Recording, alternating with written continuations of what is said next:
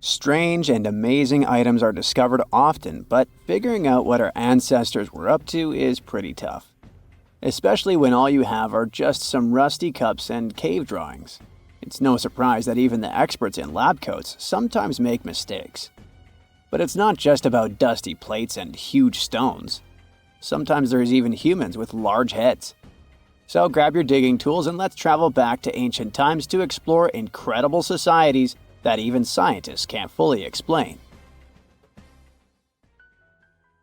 Sardinia may look idyllic now, but I'm not gonna lie, I wouldn't fancy visiting it 3,000 years ago. Rumor has it, terrible giants roamed around this island back then. People even talk about finding human skeletons over 13 feet tall there, although nobody's ever shown anything to prove it. But the stories will make you wonder because some weird stuff has definitely happened. In 1974, over 5,000 pieces of broken stone artifacts were found in a part of the island called Monte Prama, but instead of being displayed in a museum, they were locked up in an underground vault for about 30 years. Sounds a bit suspicious, doesn't it? When they were finally displaced in 2005, scientists put the pieces together to find statues of 38 giant men standing 8 feet tall. Not quite as tall as the legendary skeletons, but still pretty huge. It's thought these statues were made by the Nuragic people, who lived on the island a long time ago. Besides giant statues, they also built over 8,000 massive stone buildings. Perhaps Nuragic weren't giants themselves, but they definitely liked their things big. I do too. Now, think about the vastness of the universe. Our galaxy contains between 100 and 400 billion stars. Many of them can potentially host planets. Many of those planets might have water in them and be capable of supporting life.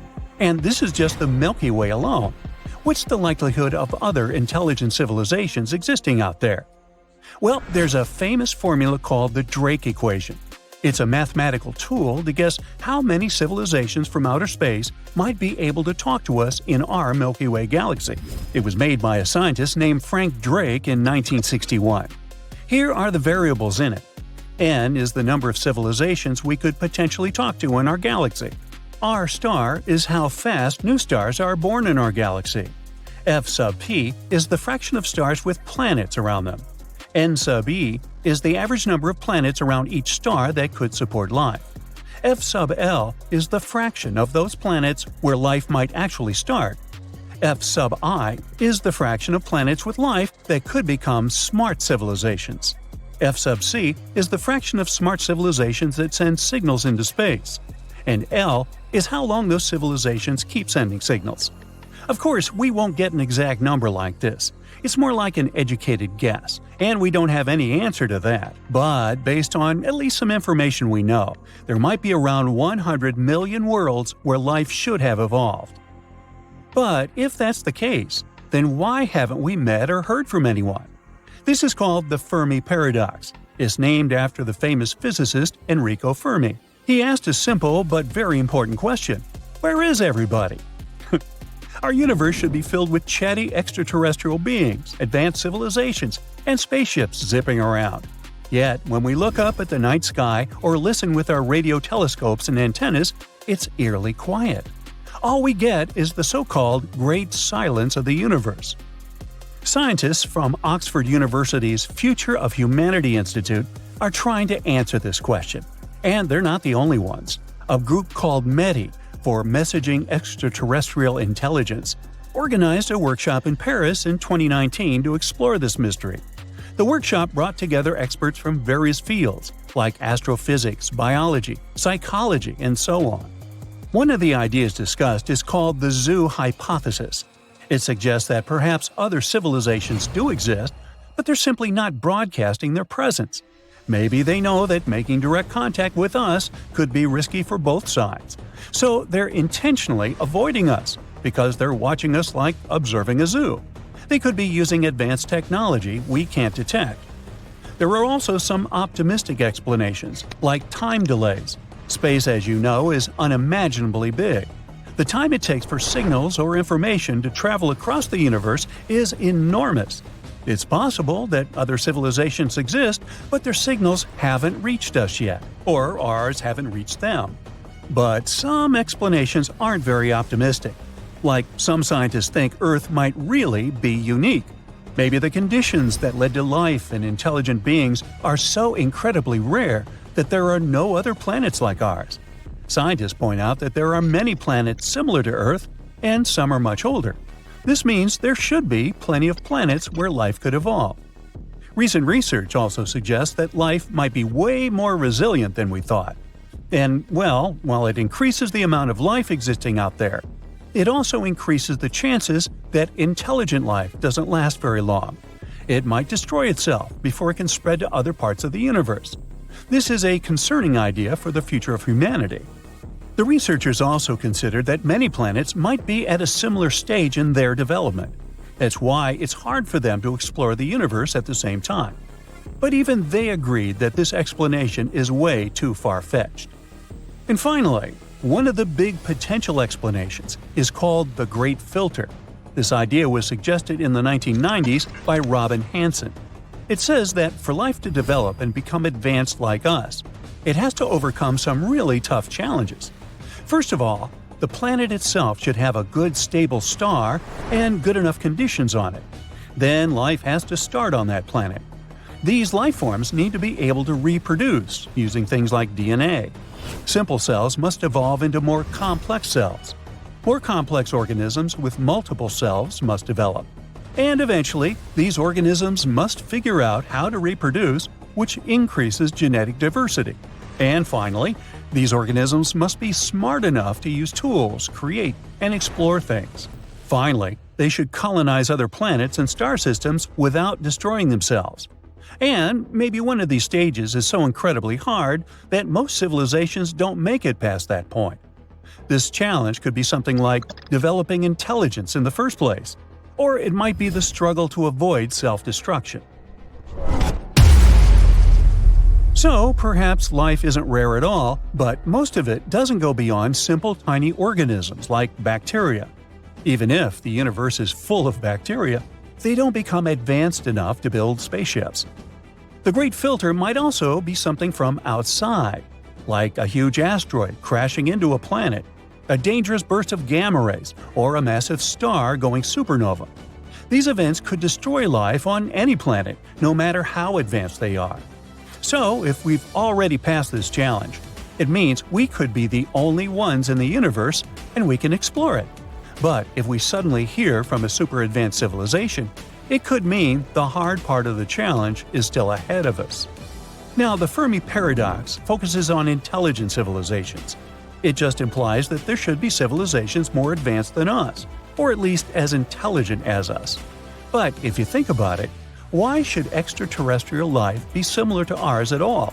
It might be completely different for many important reasons.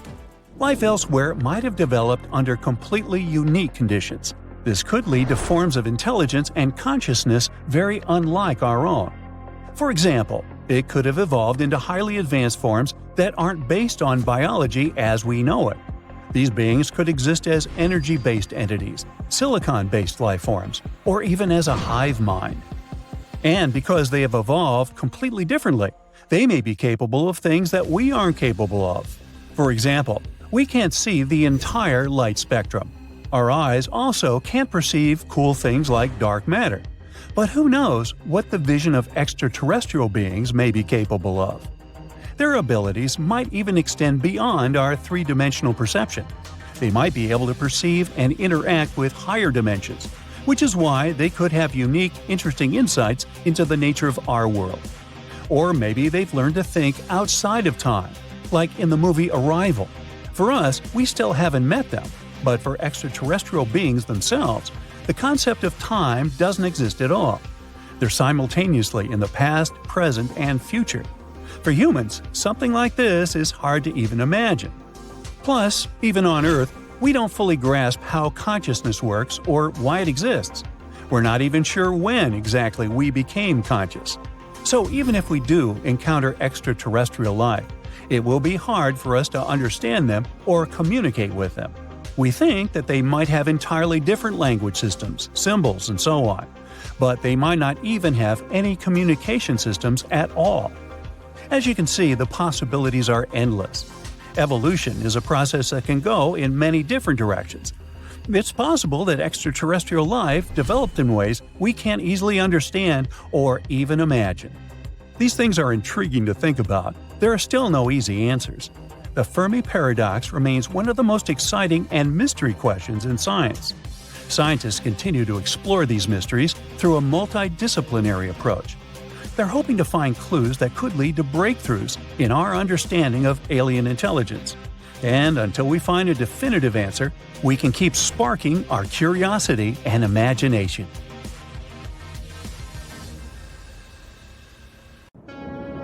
You know, scientists make discoveries that change the world, but even they can face mysteries. Here are 10 things that have baffled scientists. Imagine that you constantly hear a low-frequency hum, and no one can trace its source.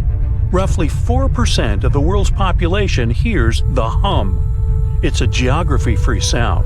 I mean, people all around the world hear it, so the name varies from Tao's hum to Auckland hum, depending on the region where it gets generated.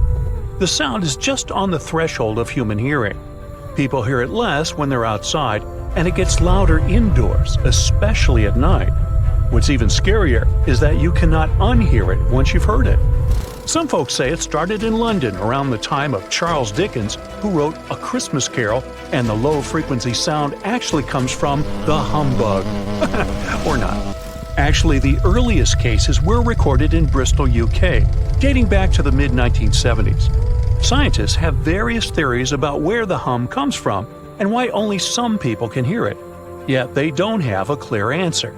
It could occur when ocean waves move along the ocean floor. They shake the Earth when they collide with continental shelves. Or this might be happening because of volcanic eruptions and earthquakes. Oh, and how about ultra-low frequency radio signals used to communicate with submarines or even 5G? Upsweep is another type of unidentified sound. It was discovered in 1991 in the Pacific Ocean. The sound is high enough to be recorded throughout the ocean. Scientists theorize that the sound could be related to underwater volcanic activity. Interestingly, the volume of the sound has been diminishing compared to its volume when it was first discovered, yet it still can be detected. Plus, it's seasonal. It reaches its highest volume in spring and fall. Is it related to seasonal changes? No one really knows for sure. The next mysterious thing is a cone-shaped monument found in the Sea of Galilee in Israel. This monument was discovered accidentally by sonar scanning in 2003, but the findings were published only in 2013. The monument weighs 60,000 tons. It was once submerged by rising waters.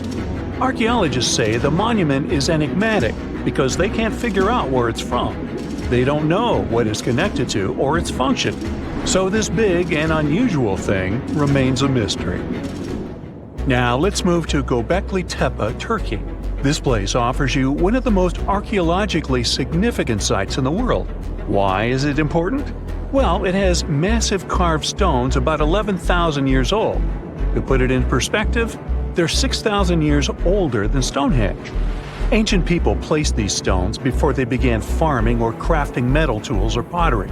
So the existence of this place goes against the chronology of civilization we're familiar with, where people farmed first and built second.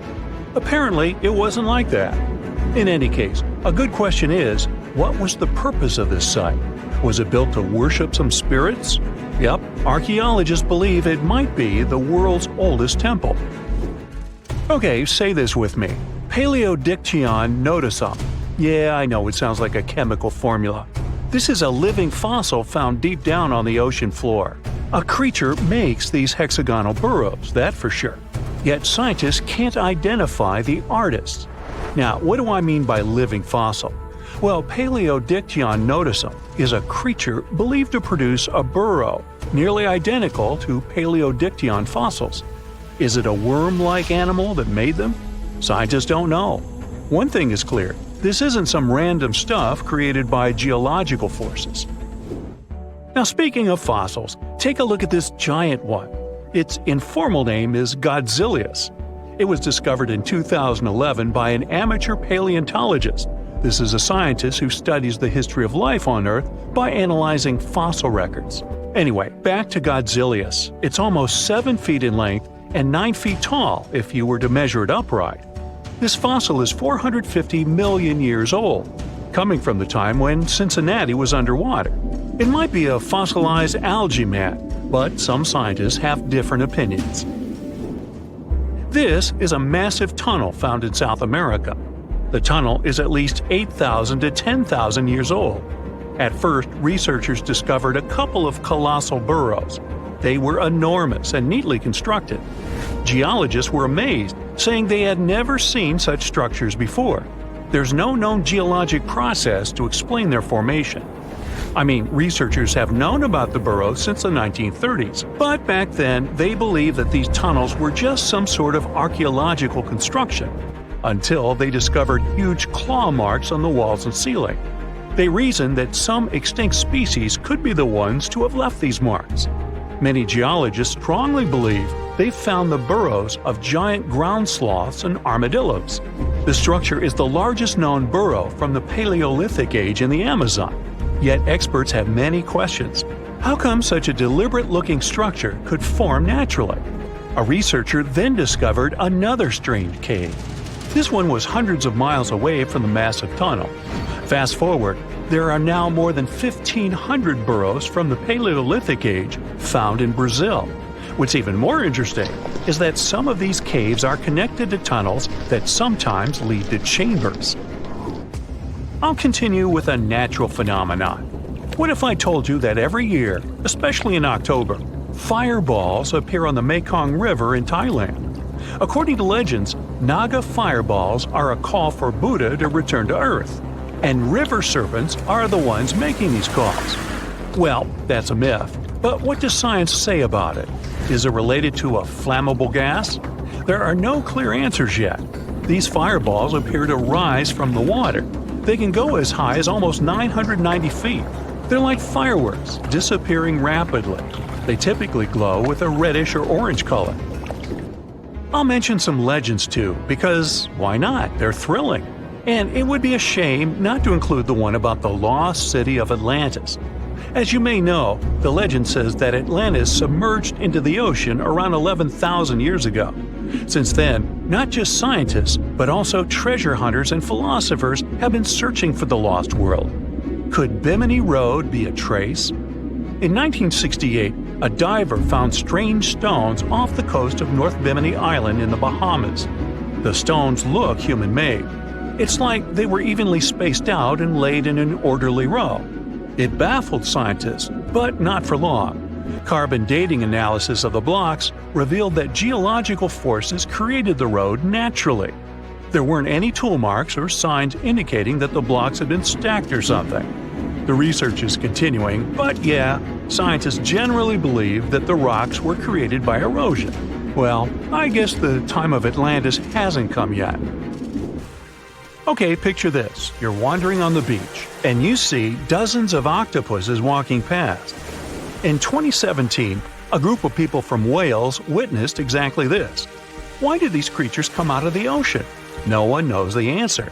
The group reported that they had seen 20 to 30 octopi crawling on the sand. The people looked for some signs of injury, but found nothing. They said that they had carried the animals back to the ocean. Interestingly, these creatures kept crawling onto the shore when people were asleep. Experts say that it's hard to be sure of the reason that pushed the animals to the beach without conducting a physical examination. They're still speculating about the reason behind this unusual and rare occurrence. Could it be overcrowding? Furthermore, the octopi were well armed. A separate study points out that the more fishers hunt large animals that feed on octopuses, the more the octopus population grows. Maybe that's why these creatures have to go farther to find food or shelter. But without proper research, these are only theories. There's a lot we don't know about space, too. So here's a bonus fact about the yellowish source of life in the solar system. Scientists have discovered a new type of wave inside the sun. These waves move in the opposite direction to the sun's rotation. Plus, they move super fast, so fast that it's beyond our understanding. Researchers have different theories about the function of the waves. If they figure out their role, this could give them additional insight into the processes happening inside the sun. And yes, the octopi were well armed. Can you imagine that all modern humans came from about 1,000 people? Around 800,000 to 900,000 years ago, almost all of our ancestors disappeared, leaving about 1% of the population behind. So, what the heck happened?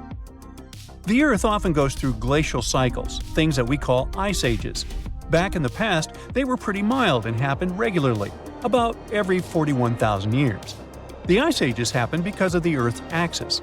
Our planet is slightly tilted at an angle, which is why its axis isn't straight up. Over thousands of years, this tilt has changed a bit. This teeny tiny shift completely changes how much sunlight we receive, especially at the poles, and leads to incredibly strong cold or warm periods. About 2.6 million years ago, when early humans were settling in on Earth, the Pleistocene epoch started. That's the era we traditionally call the Ice Age, the one from the movies. Large ice sheets completely covered parts of North America, Europe, and Asia. It wasn't constant ice everywhere all the time. These glacial cycles came and went, and sometimes ice sheets melted for a while. But overall, things were still much snowier and colder compared to now. We can still see the evidence of this from back in the day. Those glaciers carved out valleys and left behind some awesome things like moraines and fjords. And since sea levels were super low, a huge part of the world was land. This allowed people and animals to travel between continents and spread everywhere. It was the time of the megafauna. You all know about it from the movies. Woolly mammoths, saber-toothed cats, giant ground sloths, and mastodons. Our ancestors had some fun times hunting all those giants. Now, humans didn't come from one lineage. It wasn't like monkeys slowly turned into humans. We also consisted of many species: Homo erectus, Neanderthals, and so on. But only one species, Homo sapiens, survived and turned into modern humans. Harsh conditions forced them to get smarter. They learned how to make tools, clothing, and shelters to survive.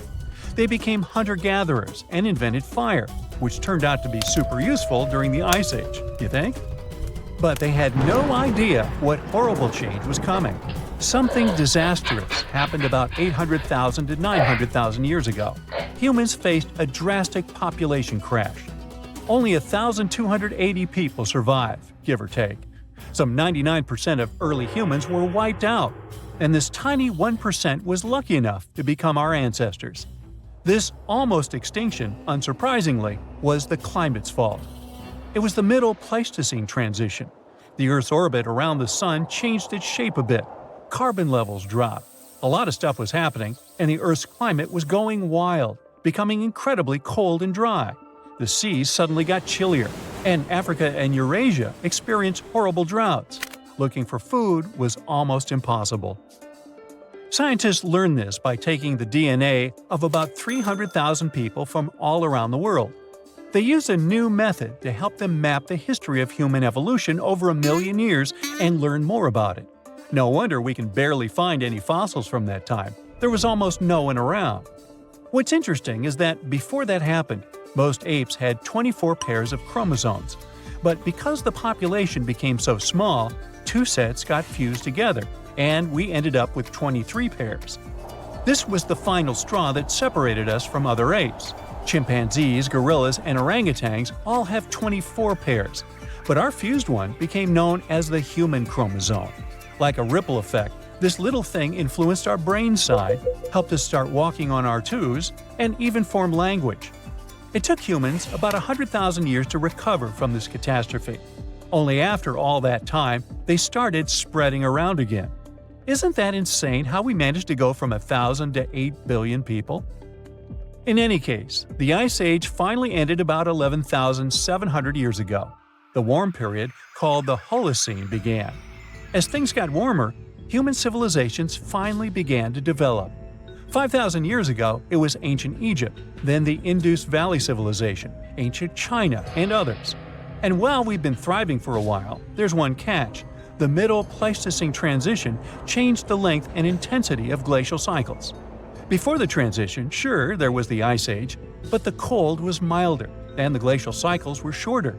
Things got covered in ice sheets about every 41,000 years.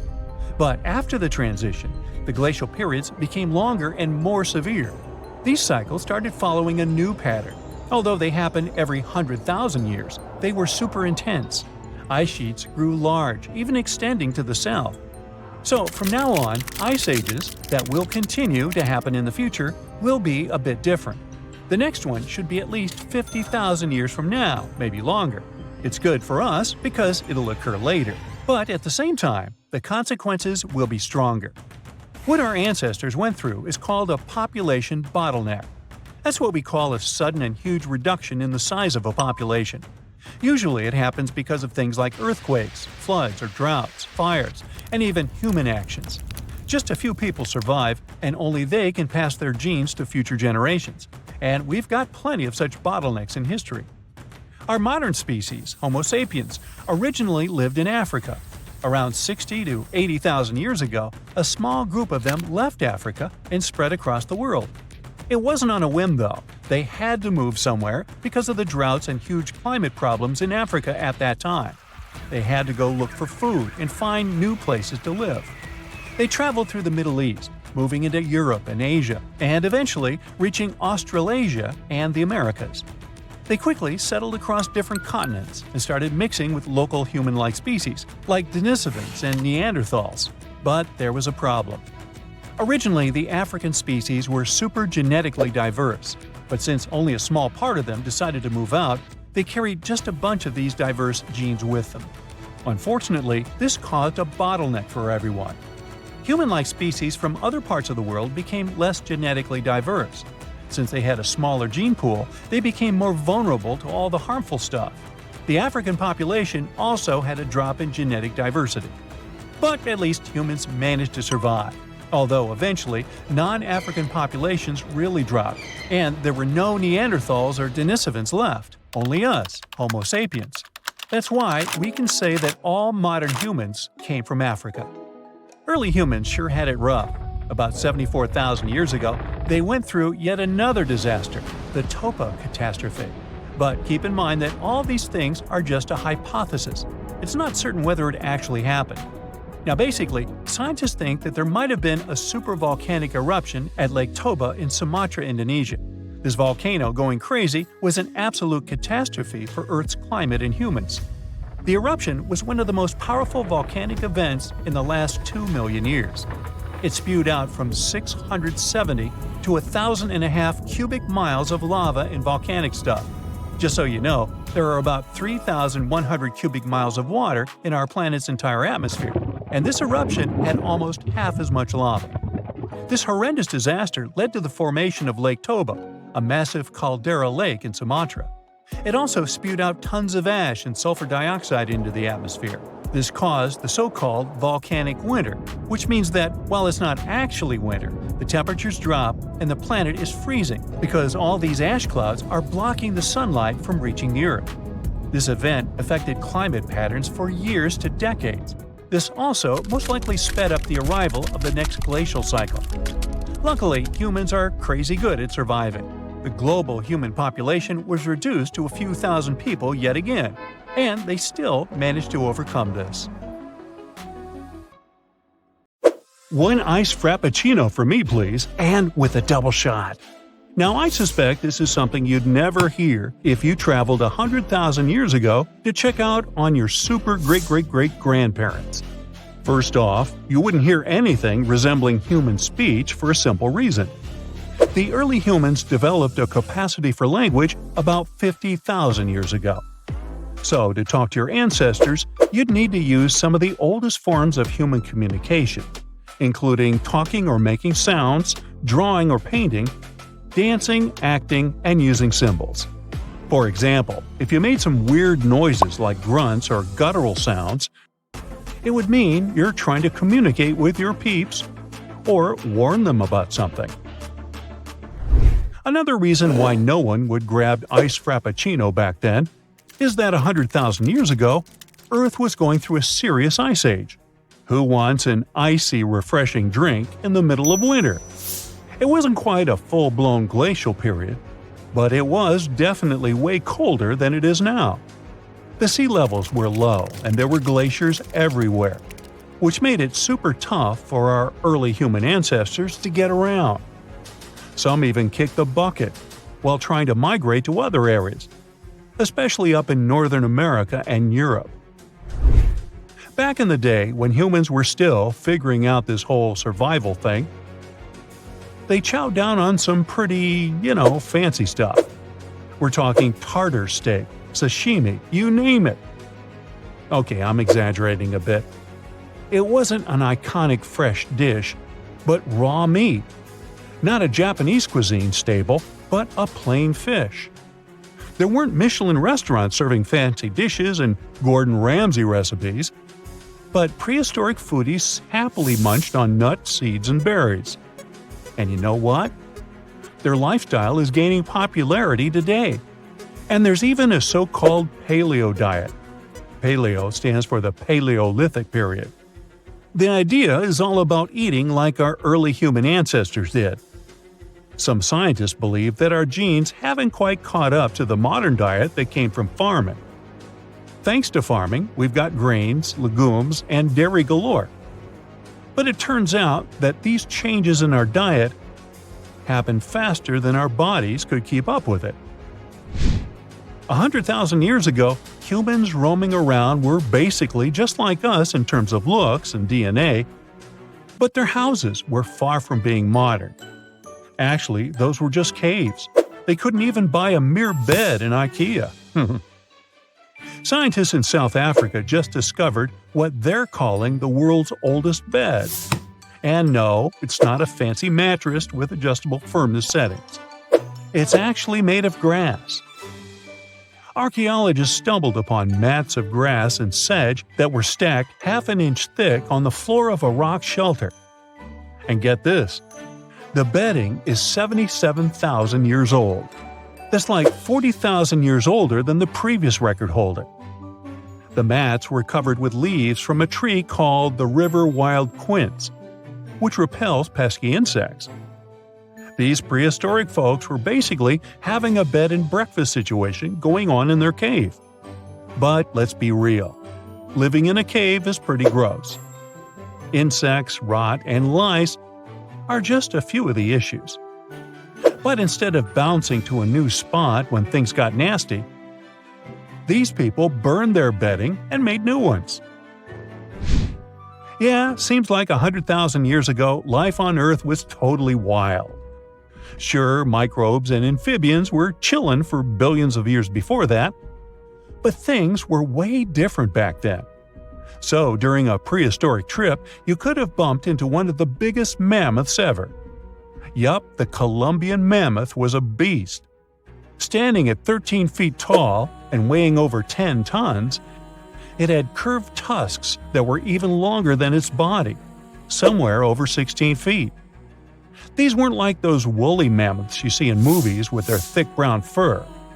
The Colombian mammoths didn't need that kind of coat, because they didn't live in the icy regions of Europe and North America. But don't let their lack of fur trick you.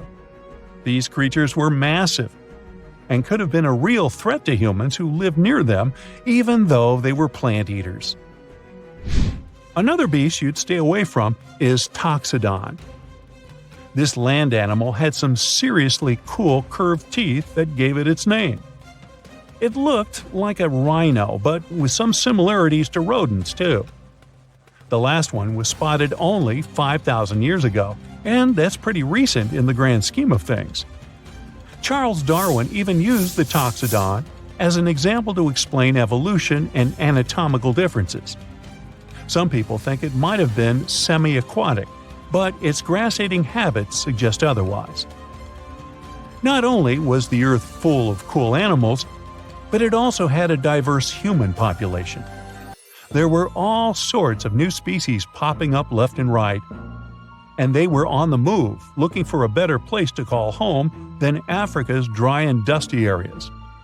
One of those species was Homo floresiensis, aka the hobbits. These little guys were only about 3 feet tall and hunted for their food using stone tools. They were totally unknown until recently, when scientists found their remains in caves all over the world. Homo erectus were the first humans who actually looked like us.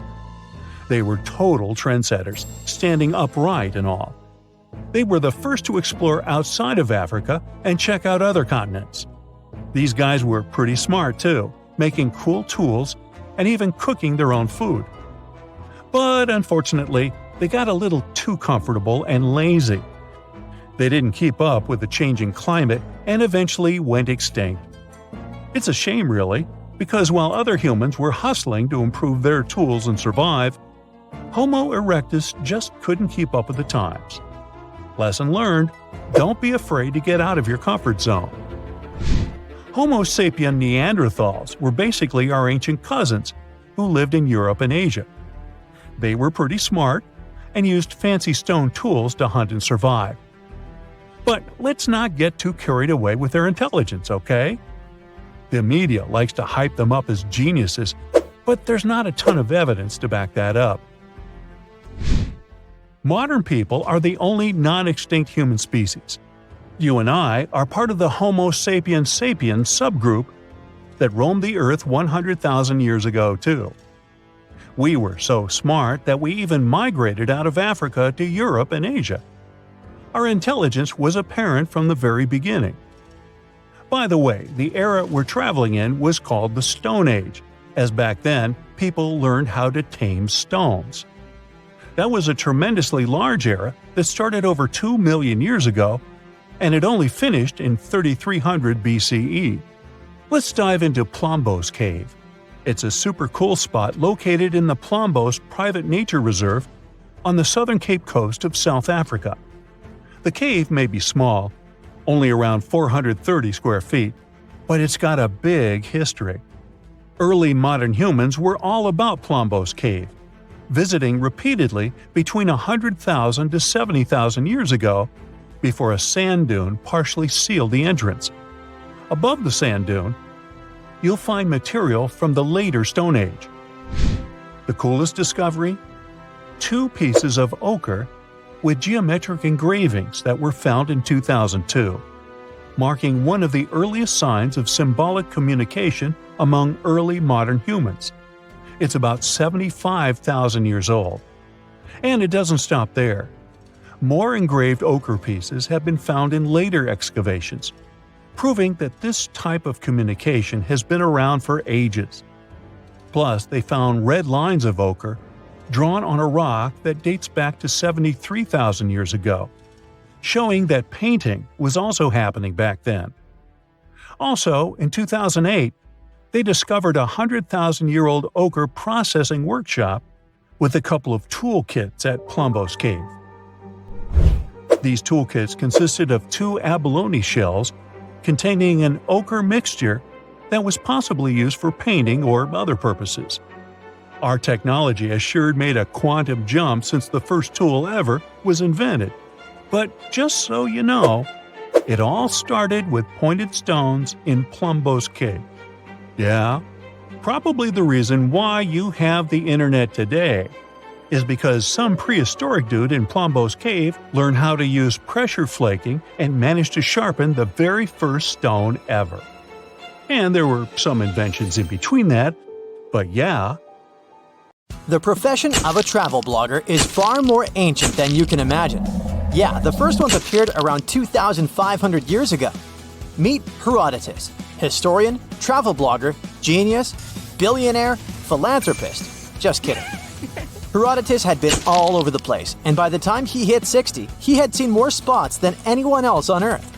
As Instagram wasn't around yet, he had to whip out his papyrus and wrote what we now know as the first ever travel guide, The Histories. In his book, he spilled the tea on people, places, animals, and plants. He was particularly fond of Egypt. By the way, most of the stuff Herodotus described is still there, so his guide is not that outdated even today. If you're ever in Egypt, you can actually check out the same monuments and sites Herodotus saw. One spot that Herodotus cruised to was Lake Moeris down the Nile. This place was legit, a freshwater lake that got its water straight from the Nile. There was this city called Crocodipolis chillin' on its shores. Yep, there were a lot of crocodiles there.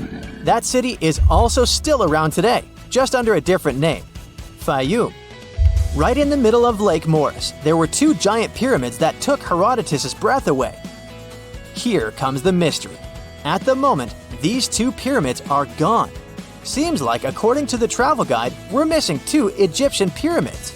Herodotus claimed Lake Moeris was man-made, like someone dug it up with their bare hands. He thought so because there were two pyramids smack dab in the middle of the lake. But let's face it, it would have been physically impossible to build something like that in a natural lake.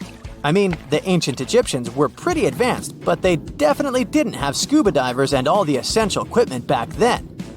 The pyramids were 50 fathoms above the surface and another 50 fathoms below. Just to give you an idea, 1 fathom equals 6 feet, so those pyramids were around 600 feet tall. That's taller than the famous Pyramid of Giza. And while the Pyramid of Giza has a modest little capstone, these twin pyramids had statues of pharaohs chilling on top. That's why you've never heard of them, and there are only a couple of drawings depicting them. So what happened? Well, time is ruthless. Take the Great Labyrinth Herodotus mentioned, for example. Nowadays, it's just a pile of rubble and cobwebs. Even the once magnificent Lake Moeris has changed. The water there has turned salty, and now it's just a fraction of its original size. Sure, change is inevitable, but you would think pyramids would stand strong against the test of time, right? Their unique designs make them super durable. So where are these pyramids now? Well, chances are they never actually existed. We all know that some travel bloggers tend to exaggerate, right? Herodotus was no exception. While some people call him the father of history, others call him the father of lies. Ouch! Yeah, his books have false or unverified information sometimes. For example, he totally blew up the size of the Pyramid of Giza in his guidebook. He doubled its size. But hey, cut the guy some slack. In the pre-Google era when our travel blogger lived, fact-checking was pretty complicated, especially for Herodotus, who couldn't even read those funky Egyptian hieroglyphics. He had to rely on the locals for info. Those inconsistencies in Herodotus' book might be just one epic prank pulled by mischievous locals on a clueless tourist. Classic. However, there are actually some legit monuments at the site. The pedestals of Baiamu are the leftover bases of two ginormous statues built by the ancient Egyptian pharaoh Amenemhat III. These ruins used to grace the shores of Lake Moeris, but now they chill in the Fayum Oasis, about 4 miles north of Fayum City. The first time these statues were mentioned was by, you guessed it right, the Greek historian Herodotus, who was around in the 5th century BCE. Remember the description?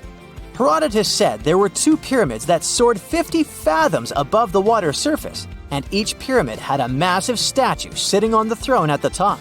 We have the statues, but not the pyramids. Weird, right? There's an explanation, though. Some scientists believe that Herodotus probably wrote about these statues during a time when the area was flooded. But hey, it's not just Herodotus who spun this tale. Diodorus the Sicilian and Pliny the Elder also jumped on the bandwagon, repeating similar claims about these colossal statues. However, let's not forget that Herodotus might have been a bit lazy. He never actually got up close and personal with the statues. He just saw them from across the lake. So picture this: hazy silhouettes in the distance and Herodotus' imagination running wild with their grandeur. The description matches, except for the height.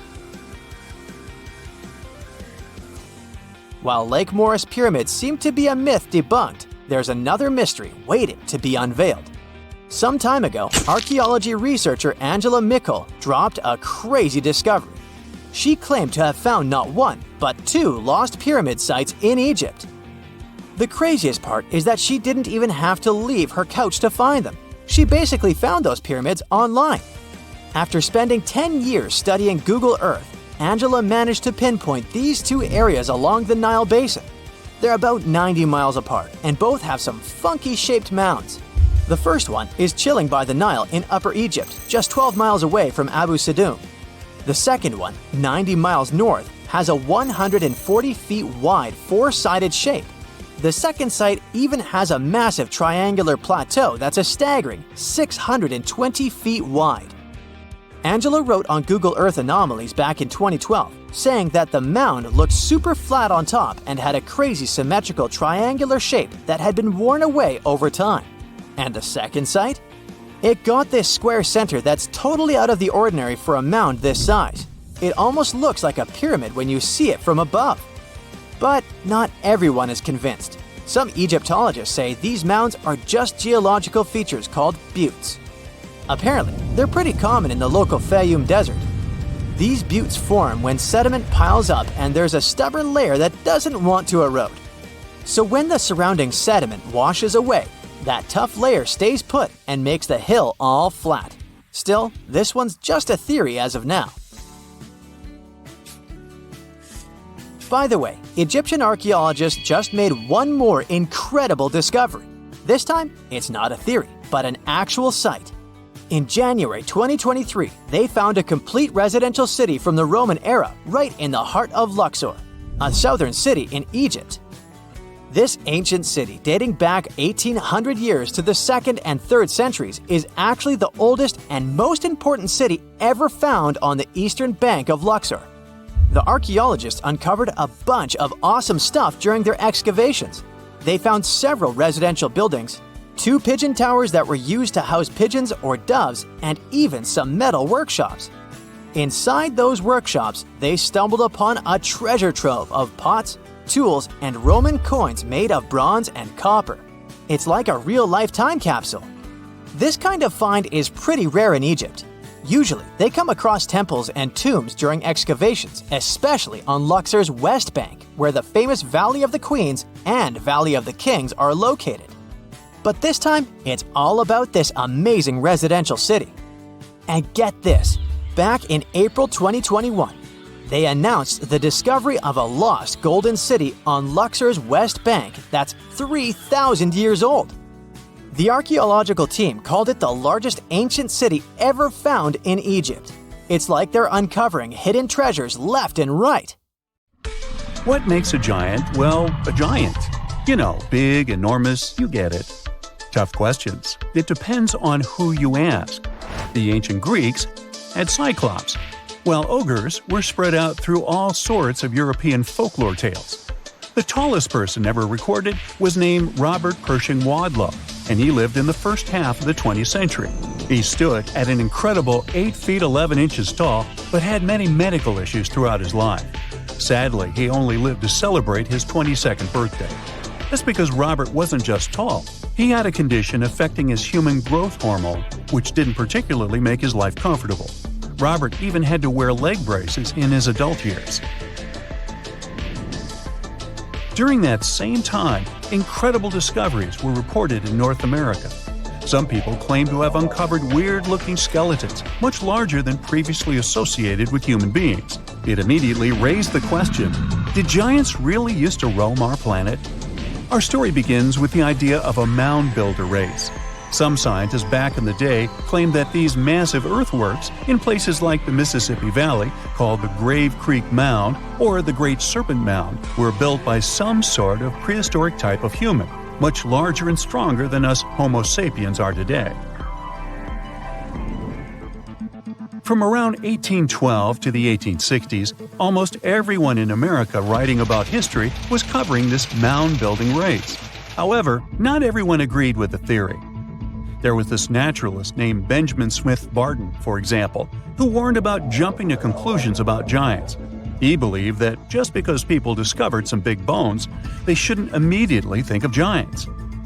But people didn't listen. Really? They simply wanted to believe about huge human-like creatures, despite not having any real scientific evidence. Newspapers were filled with these giant stories. They described finding giant skeletons, even featuring weird body parts. Con artists took advantage of the whole frenzy, with some putting together skeletons out of wood and rawhide and touring them as proof of the long-lost race of giants. Eventually, in the 1930s, an anthropologist from the Smithsonian took it upon himself to debunk the whole mystery. And his conclusions were straightforward. All those giant skeletons that were supposedly uncovered were either hoaxes or simply animal bones that were wrongly identified as belonging to humans. He also said that those who claimed to have discovered ancient giant remains were just not that good with human anatomy. You would think that's how the story ended. Well, it didn't. You see, people became so convinced that giants existed that they simply could not let go. Sound familiar? Because the Smithsonian was investigating these claims, some people started thinking they were up to something shady. They cooked up this theory that the Smithsonian scientists were secretly getting rid of giant bones to hide the truth about giants. This whole story survived through the years and made it all the way to 2014. Is when this internet article said that the Smithsonian used to have tons of giant skeletons but destroyed them back in the early 1900s. And the drama continued. A famed publication even looked into the past of some of those Smithsonian scholars to try and pick apart their credibility. So the institute had to do some damage control. They've since added new people on the team whose job is to figure out if those bones were correctly collected and studied. Now, it wasn't just North Americans that claimed to have stumbled upon giants. The French had their own discoveries too. Their story takes us back to 1890, when an anthropologist was digging around a Bronze Age site in Castelnau, France. What he found were 3 bone pieces that looked like they came from a giant human.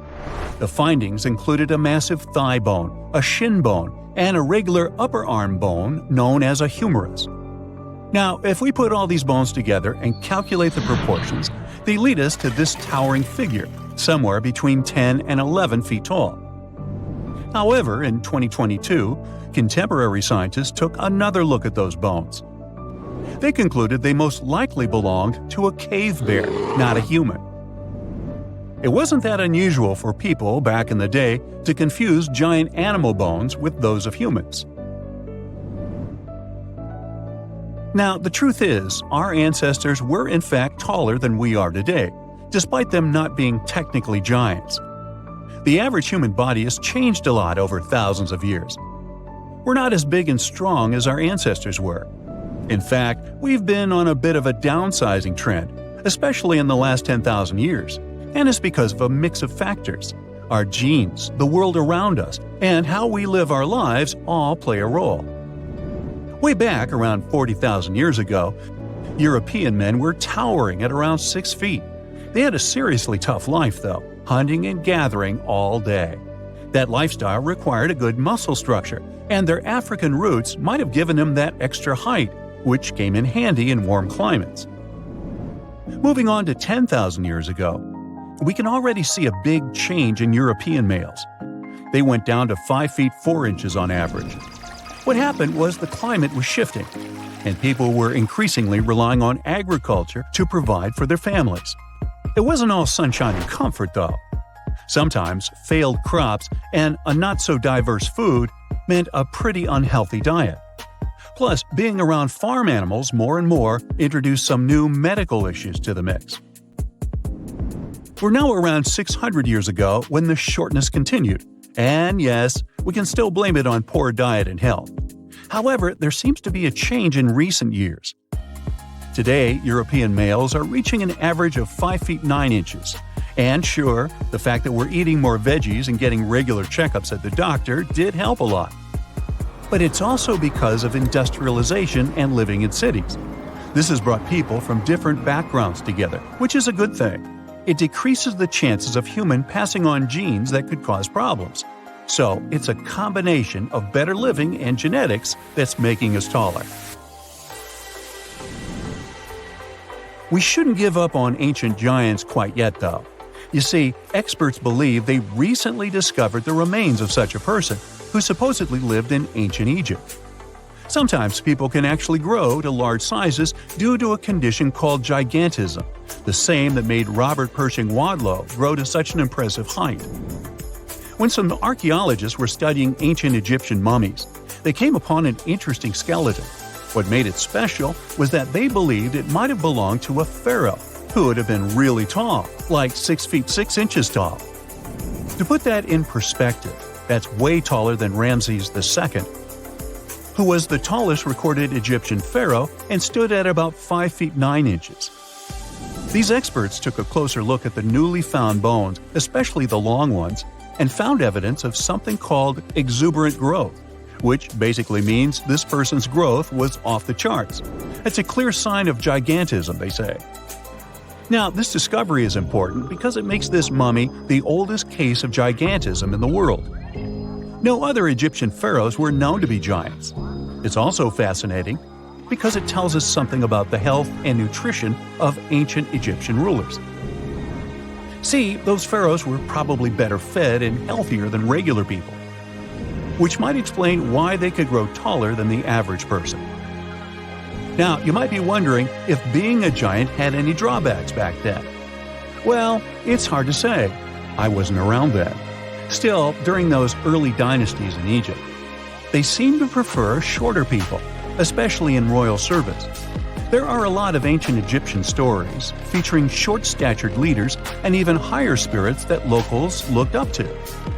The reason why is still a mystery that we might never fully solve. But since this mummy was found in an elite tomb, it's possible that being a giant didn't have a social stigma attached to it at the time. Maybe he was, in fact, seen as special.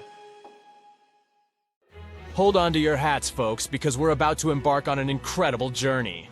With the help of super smart scientists and their studies, we've asked AI to take us back a mind-blowing 2 billion years in time and show us what our awesome Earth looked like. So buckle up and let's find out. Once upon a time, way back when Earth was just a baby, around 4.5 billion years ago, hopping into a time machine and paying a visit would have been a big mistake. The whole place was a hot mess. First of all, the ground was still all gooey and molten, so landing your time machine would have been a major risk. Now, as soon as you tried to get out, you would see a completely different Earth compared to what we know today. The landscape is a patchwork of rugged mountains, sparkling seas, and vast stretches of land. Picture massive volcanoes erupting in fiery bursts, shooting gases and ash into the air. It's like a crazy fireworks show. And even if you had a fancy new machine that could hover and had special shields to handle the heat, you'd still have a hard time breathing. You see, the early Earth's atmosphere is a bit moody. Thick clouds hang in the sky, casting mysterious shadows on the land below. The air is as thin as a whisper and filled with all sorts of interesting gases like hydrogen and helium.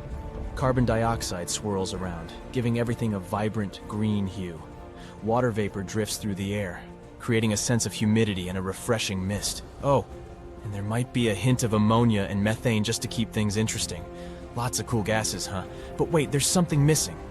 Oxygen. So if you take a deep breath, you won't feel that familiar rush of air filling your lungs. On land, there are no lush forests or towering trees just yet. Instead, you find rugged, rocky terrains. Some of these ancient rocks bear the marks of intense forces, collisions and earthquakes that have shaped the land over millions of years. But amidst all this ancient beauty, something amazing is about to happen. Life, in its early stages, is evolving and preparing for its grand entrance. Simple organisms, like algae and bacteria, rule the scene. They thrive in the oceans, using the abundant carbon dioxide to grow and multiply. The waters are teeming with activity, with colorful, microscopic life forms buzzing around like a busy city. These tiny organisms are working hard, releasing oxygen as they go about their business. They're like little factories, slowly changing the composition of the atmosphere. So this is what the early Earth looked like, more or less. But why was it so nasty? And how could it have changed so much since then? You see, Earth's heat came from all sorts of crazy things happening during its formation.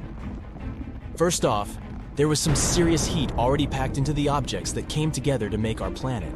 Then, as Earth grew bigger and stronger, its gravitational force got a major power boost. It pulled in more stuff, but it also gave Earth a massive bear hug, squeezing everything tightly. And you know what happens when things get squeezed? They heat up like a pressure cooker. This crazy heating had a huge impact on Earth's structure. Picture Earth as a mixed-up bag of rocks, metals, and minerals. But as things heated up, the rocks and metals got so toasty that they melted. And guess what? The denser metals sank to the center and became Earth's core, while the lighter rocky stuff floated up to become the crust and mantle. It was like Earth decided to unmix itself, creating separate layers. Scientists call this wild separation differentiation. But the heating didn't stop there. With all this mixing and moving around, Earth got even hotter. It was like turning up the heat in a giant planetary oven. All this crazy heat had some serious consequences. Earth's high temperature made everything super speedy. Tectonic plates were dancing like there was no tomorrow, making the surface super active and full of geological shenanigans. Oh, and that's not all. Earth also got showered by some serious cosmic visitors. Imagine this. While Earth was busy gathering up all sorts of space debris during its formation, the rest of the solar system was causing some major chaos. Saturn and Jupiter decided to shake things up by changing their orbits, sending a whole bunch of massive objects hurtling towards poor Earth. These collisions were no joke. They packed a punch that melted minerals in Earth's crust and even vaporized them. These booms were so intense that they even blew gases right out of Earth's atmosphere. Talk about a wild fireworks show. Believe it or not, we can still spot ancient battle scars from these collisions. It takes some careful detective work, but we can catch a glimpse of their aftermath. For example, there's this place called the Manitsok Crater in Greenland. Even though there's no actual crater to see, we can examine rocks that were chilling 12.5 to 15.5 miles below Earth's surface back in the day. And guess what? They bear the marks of intense and sudden shock. Now that's some tough neighborhood. The wildest collision of them all was with a planet called Theia. Theia, about the size of Mars, crashed into Earth with a mighty bam! It was a colossal event that changed everything. Theia's metal core fused with Earth's core, while the outer layers of both planets got shattered and tossed into space. The result? A beautiful ring of debris encircling Earth. Now here's the coolest part. That debris didn't just float around forever. It started to come together, like puzzle pieces finding their match. And voila, we got our very own moon. Can you believe it? And this incredible moon-making process might have taken as little as 10 years or even less. Crazy, isn't it? Scientists call this whole moon-forming extravaganza the giant impact hypothesis. So next time you gaze at the moon in the night sky, remember that it's actually a huge chunk of our own planet. And by the way, Earth also had quite the adventure trying to create its atmosphere. In the beginning, our planet's first attempt at an atmosphere didn't go so well. It had a thin layer of hydrogen and helium that came along with all the stuff it gathered. But those gases were like sneaky escape artists and decided to float away into space. Bye-bye, gases. Luckily, Earth didn't give up. It went for a second round, and this time it was much more successful. Volcanic eruptions came to the rescue. They spewed out all kinds of gases like water vapor, carbon dioxide, and a whole bunch of other funky ones. Even meteorites and comets joined the party, bringing lots of water and nitrogen to the mix. Earth's atmosphere was becoming quite the party. But here's the funny thing. There was no oxygen to be found during the second experiment. Nope, not a single breath of it. The oxygen that was produced by the sun's rays splitting water molecules got gobbled up by chemical reactions faster than you can say, oxy-bummer. It wasn't until Earth's third experiment came along, life, that things started to change. Photosynthetic organisms took center stage and used all that carbon dioxide in the air to make their food. And guess what? They released oxygen as a sidekick. Eventually, the organisms started belting out so much oxygen that it overwhelmed the reactions, and it began to fill up the atmosphere. It took a while, though, and it wasn't until about 350 million years ago that we got the oxygen levels we have today. About 21% of the air we breathe. So, from fiery volcanoes to mysterious oceans, this glimpse into the past reveals an Earth vastly different from the one we know today. It's fascinating to explore the ancient landscapes and imagine the early stages of life taking shape. Thanks to AI, we can catch a glimpse of Earth's remarkable history and appreciate the wonders of our ever-changing planet. So, stay tuned for more interesting journeys. In a frosty Canadian park, hidden deep beneath layers of thick ice, scientists discovered a bizarre skeleton they named the Frozen Dragon. The skeleton had been in the frozen ice for millions of years. It took experts decades to work out the species of this strange fossil. It was identified as a new genus of pterosaur. Pterosaurs were massive flying reptiles with wingspans of over 16 feet. Their heads were 3.5 times the size of their bodies. Pterosaurs lived 76 million years ago when they soared above the dinosaurs. Scientists described them as the biggest, meanest, and most bizarre animals that ever flew. The new genus has been named Cryodragon boreas, which translates to frozen dragon of the north winds. In 2013, a young mountaineer was climbing one of the tallest mountains in Western Europe, Mont Blanc. He noticed a strange metal box poking out of the snow. The mountaineer pried the box open and found that it was filled with precious rubies, emeralds, and sapphires. The climber immediately handed the box to the authorities. It was discovered that the box likely belonged to a passenger on one of 2 flights from India that crashed into the mountain over 50 years ago. The box was valued to be worth over $200,000, and authorities are still searching for the heir to the small box of treasures. In northwest Siberia in 2007, a reindeer herder was on an outing with his sons when he noticed something strange in the ice.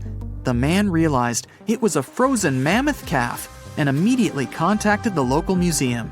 The calf was named Luba and was the best preserved mammoth mummy in the world at the time of its discovery. Luba had been in the ice for 41,800 years and is around 30 to 35 days old. From trunk to tail, the mammoth calf is roughly the same size as a large calf. If you're interested in seeing for yourself, Luba travels to museums all around the world. On the frozen continent of Antarctica, covered in layers of ice and snow, is Mount Erebus, the frozen volcano.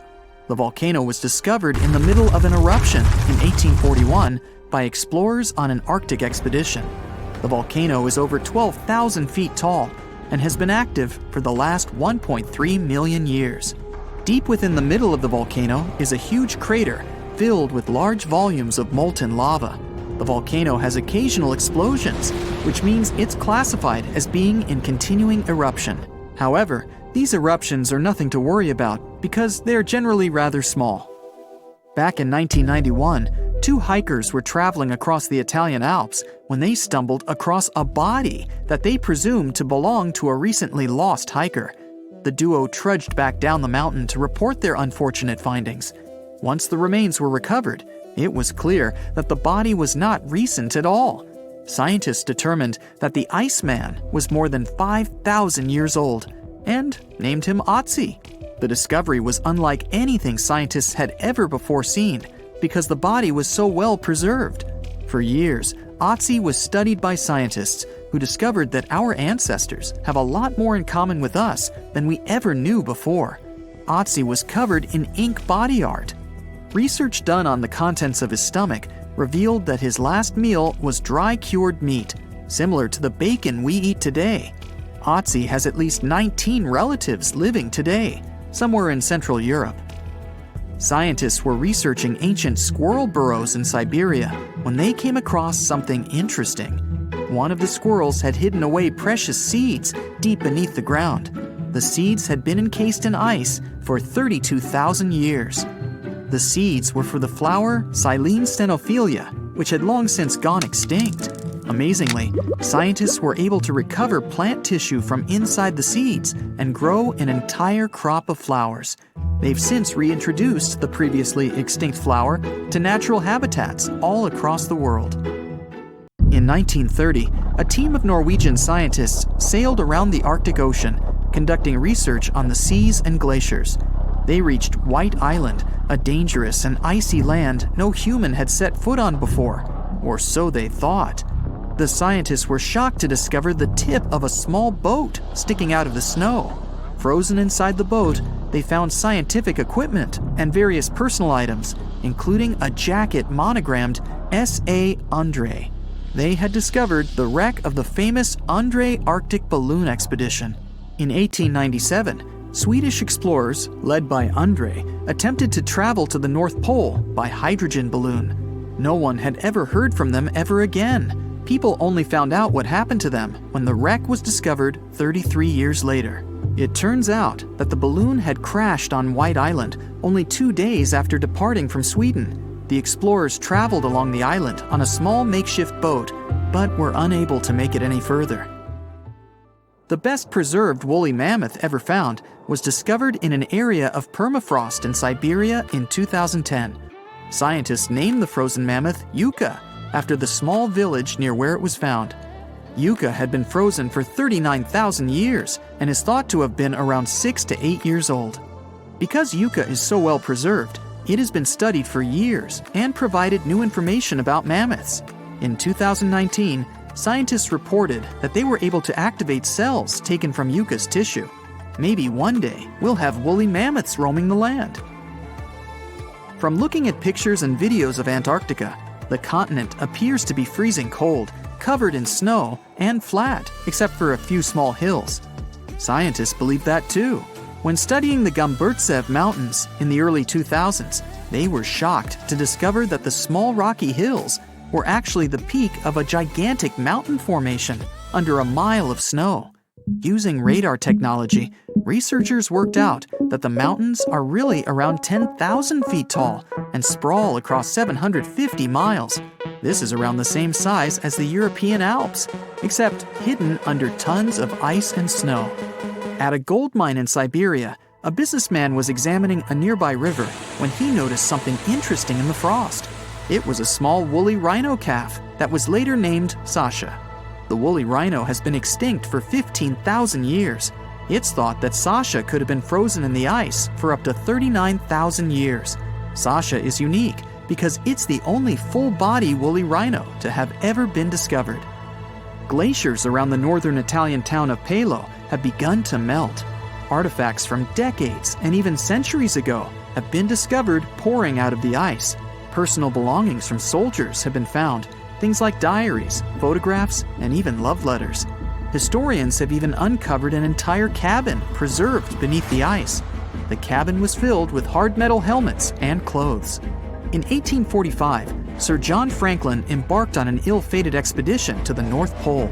The crew traveled on 2 ships, HMS Erebus and the ironically named HMS Terror. The expedition met with disaster, and both ships were lost to the icy waters. In 2016, the HMS Terror was discovered by a team of researchers. Despite being lost for 170 years, the freezing cold waters had maintained the ship in pristine condition. Scientists described the ship as frozen in time. Dinner plates and glasses were still on shelves, beds and desks were still in order, and even the passengers' luggage appeared to be in good condition. The HMS Erebus was also discovered nearby, but due to changing water conditions, the ship wasn't in great shape. The glacial ice surrounding a mountain passageway in Norway that was notoriously used by the Vikings has revealed hundreds of ancient artifacts. One of these artifacts was a giant unopened wooden box that was welded together. Researchers were beside themselves with anticipation, waiting to open this box. They believed it would be filled with Viking treasures or artifacts that would give us an insight into ancient society. When they opened the box, all that was inside was a plain old beeswax candle. It turns out that this box wasn't actually as old as they thought it was. By analyzing the candle, they discovered that the box dates back to the 17th century. The age of the Vikings had ended by the 11th century. It's likely that the candle box belonged to a farmer who was shipping it from his summer farm to his winter farm to light up the long nights. The human body is this perfectly balanced machine, right? Well, not when I'm using it. Normally, all its parts work seamlessly together to keep us thriving and, well, alive. Each of our organs is essential for our day-to-day activities, from breathing, walking, talking, and coming up with bright ideas that push humanity forward. But are they really essential? Do we really need all those body parts? Or are some of them just ancient relics that we just got stuck with in this weird game of evolution? Take wisdom teeth, for example. Nah, somebody already took mine. Yeah, they're those pairs of teeth stuck in the back of your mouth you often have to go to the dentist for. They're also known as third molars, and while they can be used to chew food, a lot of people think they're just unnecessary. And get this, around 22% of people worldwide don't even have all 4 of them. When they do grow in, they're the most likely to become impacted, which means they get stuck in the jawbone sideways and can't properly come through the gums. It's all because our jaws are often too small to accommodate these extra guys. Some smart scientists think that's because we've evolved to have smaller jaws over time. Recent evidence also shows that what we eat as kids might also be to blame, but it's hard to know for sure. Apparently, munching on hard-to-chew foods like raw veggies and nuts can actually stimulate jaw growth, while eating soft processed foods can kinda stunt it. And that leaves little space for our back teeth to come in and, do their thing. Will they disappear altogether in the future? I guess we human mammals will just have to wait and see. Now let's talk about the vomeral nasal organ, or as I like to call it, the nose's secret instrument. Ooh. You see, rodents and other mammals have this awesome ability to communicate with each other using chemical signals called pheromones. And guess what? They have a special organ called the vomeral nasal organ, or VNO, that helps them detect these pheromones. Here's where it gets interesting. While most adult humans have something resembling a VNO in their nose, it turns out that it's basically a useless remnant. Neuroscientists even say that if you look at the anatomy of this organ, you won't see any cells that resemble those of similar organs from other mammals. Also, this organ in humans doesn't seem to be communicating with the brain either. Now, it's not all bad news. Even though the human VNO is pretty useless, it looks like it still might respond to some pheromones. Will humans keep this organ on their evolutionary to-do list? For now, I'd place it in the maybe pile. Now, here's a tail. Animals that feature tails need these structures for a lot of things. Some need it for balance, others for navigation, while some need it to attract potential partners. But did you know that when we're just a few weeks old in our mother's belly, we actually have tails too? That's right, we have a whole little tail complete with vertebrae. As we develop, that tail magically disappears and we're left with our trusty tailbone. Humans and apes are unique in that we don't have tails, unlike other primates. It's a mystery why apes lost their tails, but we can all agree that it makes us stand out in a crowd. However, once in a blue moon, a human is born with a little vestigial tail. Cute, right? Well, don't get too excited, because these tails don't have vertebrae and can sometimes be associated with a tricky condition of the spine. Either way, these tails are usually harmless and can be easily removed with a quick surgery. And let's be honest, it's not like we're going to miss it. After all, who needs a tail when you have arms and legs to get around?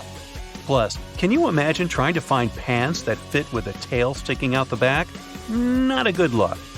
There's little to no chance humans will end up needing tails in the future, so I'm guessing the tailbones are bye-bye in future generations. Humans also have a funny little fold of membrane in the inner corner of the eyes, called the plica semilunaris. It's basically what's left of a third eyelid, which is still found in some animals, like gorillas and other primates. But here's the funny thing. Even our close relatives, the chimpanzees, have this little fold that appears to be useless too. So we're not alone in this eye quirkiness. Speaking of unusual membranes, they serve a variety of functions in different animals, such as protecting the eye from dirt and moisture, or hiding the iris from predators. Some species can even see through their transparent membranes when they're underwater or underground. Now, the reasons why we humans lost our third eyelid is still a bit of a mystery. Maybe changes in our habitat and eye physiology made it unnecessary, or maybe we just evolved to be too cool for a third eyelid. Who knows? With or without vestigial organs, it's interesting to imagine what humans might look like in the future. Many organs have become obsolete because of our lifestyle changes. Care to have a peek into what we might look like in the future? And in the same vein, or artery, have you heard of the concept of text claw? It's where you spend so much time typing on your phone or laptop that your hand starts to cramp up like a claw. And that's just one of the physical changes that could happen to us if we don't take care of our bodies in this tech-heavy world. But it's not just our hands that are affected. We could end up with 90-degree elbows from constantly holding our devices at that angle, and even a smaller brain from all the distractions and information overload. Now, I know what you're thinking. We just can't give up technology and go back to the Stone Age. And you're right, we don't have to. But we do need to be aware of the potential negative effects and take steps to reduce their damage. That's why a team of designers put their creative efforts together to present Mindy, a future human whose body has physically changed due to the constant and never-ending use of smartphones, laptops, and other types of maniacal devices. While Mindy's exaggerated changes may not be in our future, the concerns behind them are real. So, what can we do? Well, one suggestion is to take regular breaks from our screens and stretch our legs a little. Maybe even encourage some office yoga or dance parties to get the blood flowing. We don't have to give up technology completely, but we do need to be mindful of its effects on our bodies and minds. Many years in the future, we might even get smaller in size. One scientist reckons that if we were smaller, our bodies would need less energy, which would come in super handy in our increasingly crowded planet. It's funny to think about how different our lives are now compared to when we were hunter-gatherers. Back then, we only had to interact with a handful of people each day. But now, remembering people's names is a super important trait, and it might even be something we grow to become better at. Or, technology might actually play a role in our evolution. Scientists believe that we could one day have implants in our brains that help us remember people's names. It's like having a biological phone book directly in your body. Wouldn't that be cool? Who knows? Maybe in the future, we'll even have visible technology as part of our appearance. Imagine having an artificial eye that can see different colors and visuals. And don't even get me started on what we might look like if we colonize Mars. With the lower gravity, our bodies could change in all sorts of ways. We might have longer arms and legs, or even insulating body hair like our Neanderthal ancestors. It's hard to pinpoint what we might look like in the future without very precise data to back the models up. But it's fair to say these changes will be interesting, to say the least. As for me, well, it's too late to say the least. I've said over 1,400 words here already. So, check this out. There are people who can bend down their pinky without bending the ring finger. But most find it hard or even impossible to do. When they move their middle or little finger, they tend to slightly bend their ring finger too. Yep, me too. Globe luxation is an extremely rare condition when people can make their eyes protrude out of their sockets. Unfortunately, this ability comes with downsides. It can cause numerous eye issues. Some indigenous groups of people, like Tibetans, can survive at altitudes as high as Mount Everest. This rare ability most likely appeared after years of evolution. The ancestors of modern Tibetans lived in high regions for thousands of years and developed red blood cell adaptations, making it possible to survive with dangerously low levels of oxygen. The Baju are sea nomads living in Southeast Asia. These people have evolved an extra-large spleen, serving as a repository of oxygen-rich blood cells. Thanks to that, they can easily spend 5 to 10 minutes fishing underwater without coming up for air even once. Now, about 14% of the population don't have a palmaris longus muscle. It's actually a rudimentary part of the body, and the need for it disappeared in the process of evolution. So, if you don't have this muscle, worry not. Its absence doesn't affect the work of your forearm anyway. About 5 to 37% of people don't have wisdom teeth from birth. These teeth are not really needed anymore. They were important for our ancestors since they helped to chew hard food like nuts, roots, and meat, and saltwater taffy. I made that up. But since most of the food we eat today is processed, wisdom teeth are now a mere atavism. Most people have just one clockwise hair whorl, but 5 out of 100 people have a double crown. And if both whorls are directed counterclockwise, this makes a person even more unique. Some scientists think there's a genetic link between hair whorl direction and handedness. A bit more than 8% of right-handed people have counterclockwise hair whorls, but in the left-handed, this number grows up to 45%. A man's brain gets older faster than a woman's. As men age, they start complaining about memory problems and lack of concentration more and more often. At the same time, women don't have such acute problems with memory, but they feel depressed more often. Which one would you choose? Now, when someone is lying, their own nose gives them away. Psychologists from the University of Granada have discovered that when a person tells a lie, the temperature around their nose and in the inner corners of their eyes goes up. This phenomenon got the name of, wait for it, the Pinocchio effect. Japanese people have particular bacteria in their intestines. These bacteria help them to digest sushi. The Japanese have been eating raw seaweed for centuries. Microorganisms dwelling on the surface of the seaweed got into their bodies and actively developed. Nowadays, the bacteria help Japanese people digest raw food and prevent different problems connected with food. So, people have as many hairs on their bodies as chimpanzees. The hair count of a person and a chimp is approximately the same. The only difference is that human body hair is mostly useless and so fine that it's almost impossible to see. Humans don't have more genes than other species. In fact, people have fewer genes than a worm. Tomatoes also have many more genes than you do. But we are such complicated creatures. Well, recently, scientists have concluded that the number of genes that a genome contains isn't closely connected with the complexity of a living being. Let's take a breather. Speaking of which, your left lung consists of 2 lobes, while your right lung is divided into 3 parts. Plus, the lung on the left is a bit smaller since it has to make room for your heart. Your lungs also contain around 1,500 miles of airways. It's more than half the distance between New York and Los Angeles. There are also more than 300 million alveoli, which are tiny balloon-shaped air sacs in your lungs. People have 5 most obvious senses: vision, smell, touch, hearing, and taste. But that's not all. How about thermoception, the sense of heat? Or nociception, the perception of pain? Or your body awareness, proprioception? To figure out what it is, close your eyes and touch your nose. Got it? That's proprioception in action. This list can be much longer. Some experts state people have from 21 to 53 senses. So your fingers get all wrinkly after you spend too much time in the water. Pruny fingers are caused by the narrowing of your blood vessels. When you stay in the water for a long time, your nervous system makes your blood vessels shrink. Your body sends the blood away from that area, and this loss of blood makes your vessels thinner. The skin starts folding over them, forming those funny wrinkles. Scientists think this process helps us have a better grip when our hands and feet are wet. There are 3 kinds of cone cells in the average person's eyes. These cones help to recognize the colors in the blue, red, and green spectrums.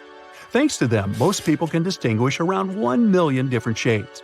But those with tetrachromacy have 4 cones in their eyes. This feature allows them to see up to 100 million different hues. This vision anomaly is extremely rare and is much more common in women than in men. Interestingly, most people with tetrachromacy don't even realize they see the world brighter than others.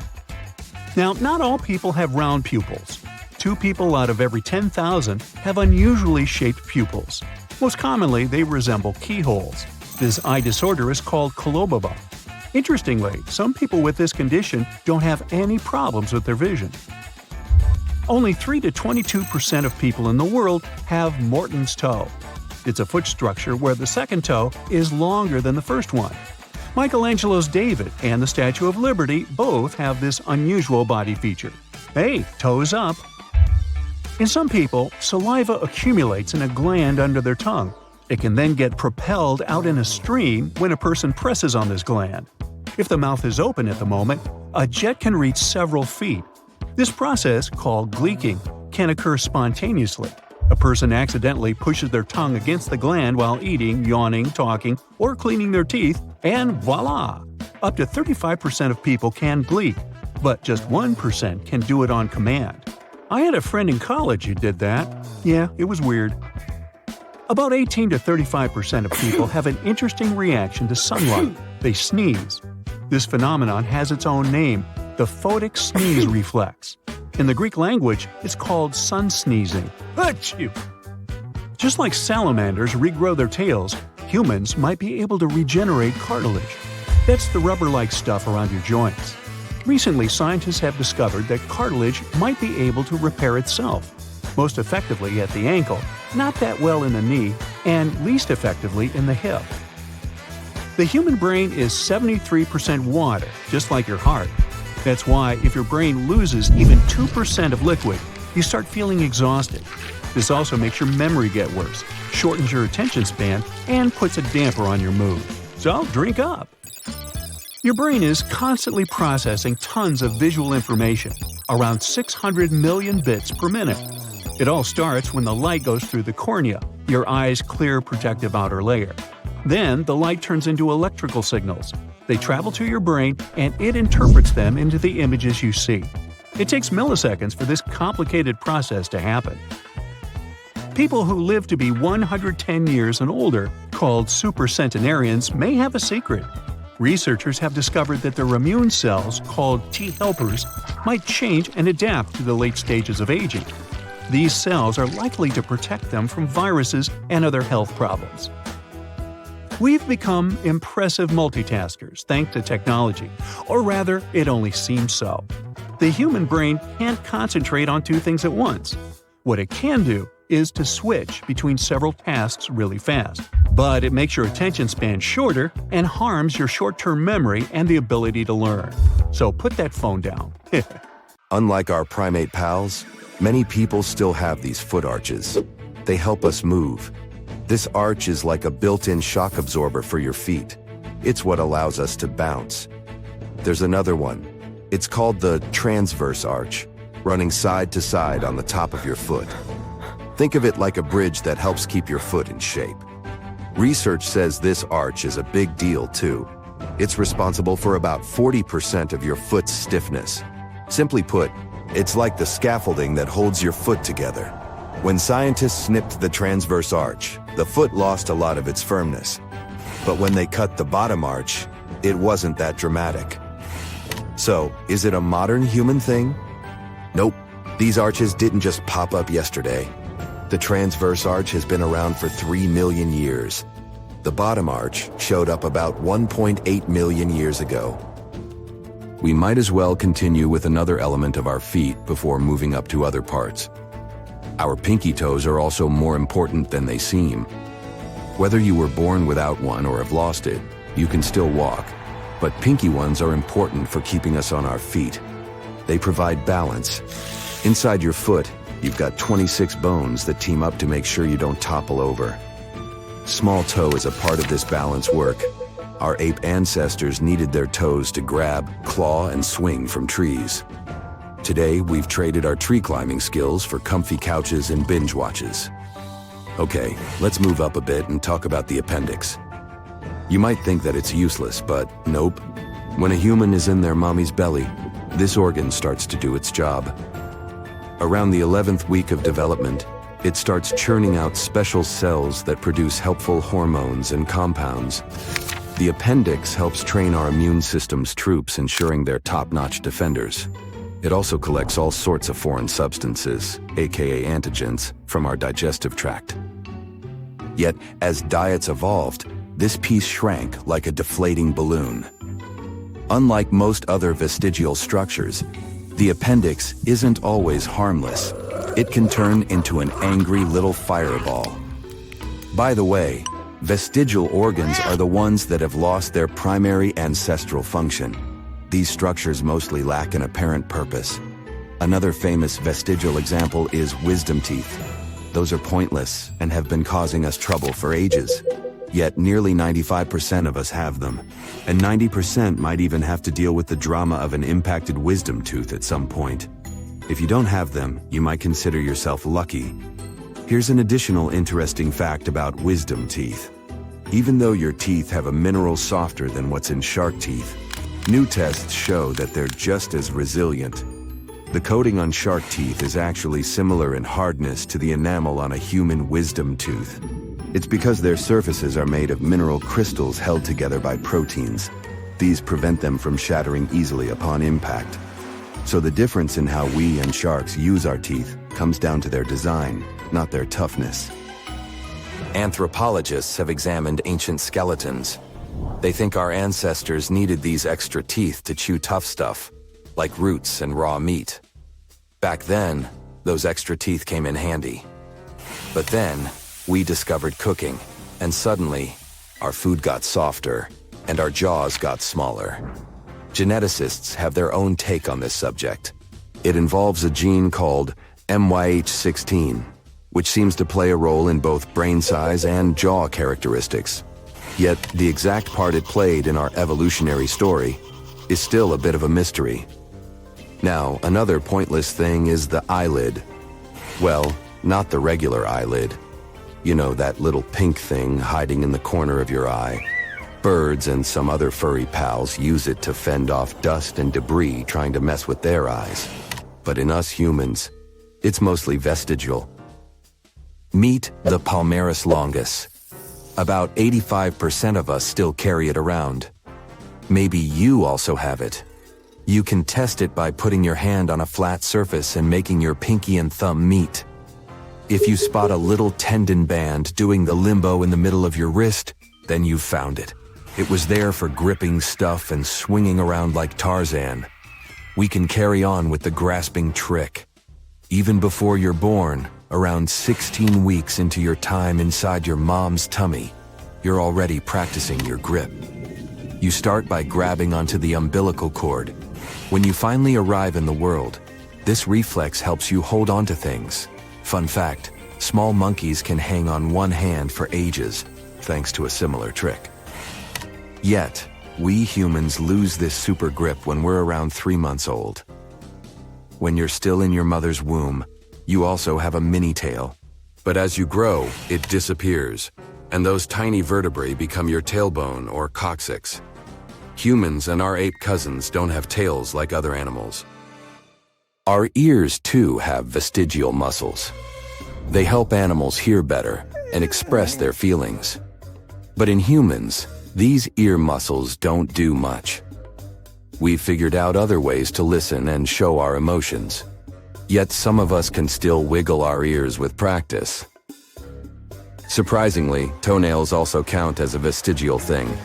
I mean, they function as the initial line of defense. They protect the body against harmful microorganisms.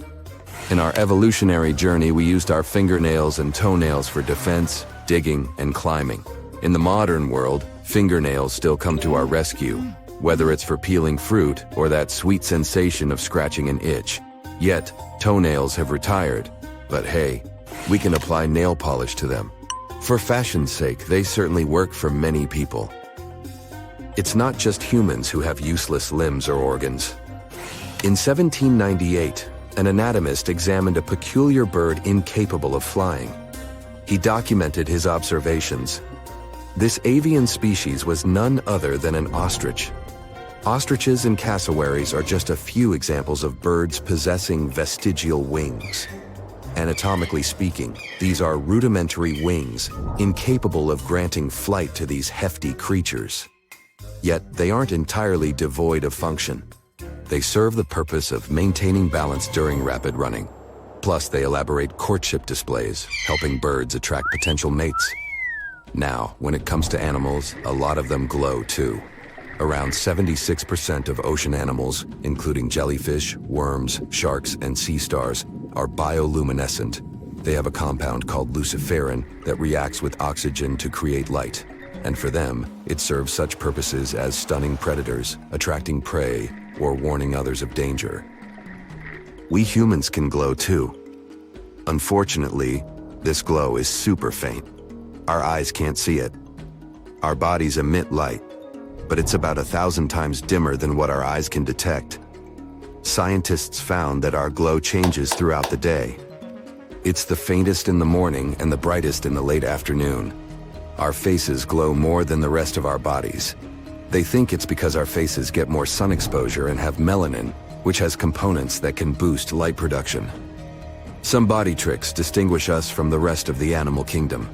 For instance, do you know that humans are the only animals capable of blushing? It seems we've got the exclusive rights to this rosy-cheeked phenomenon. When we find ourselves in an embarrassing situation, our blood vessels dilate. That's what gives us those blushes. Embarrassment is a pretty complex emotion. It's all about understanding what others think of us. This might be too advanced for other animals. Interestingly, bald uakari monkeys can also blush, but not in the same sense. For them, this is a show of their good health. Speaking of good health, we should honor our gut. Your gut includes the stomach, liver, and more. It's often called the second brain. This second brain has its own nervous system. It has 100 million messengers. They send info to the rest of your body. Even if the gut-brain connection is cut, it keeps working. It ensures your digestive system functions on its own.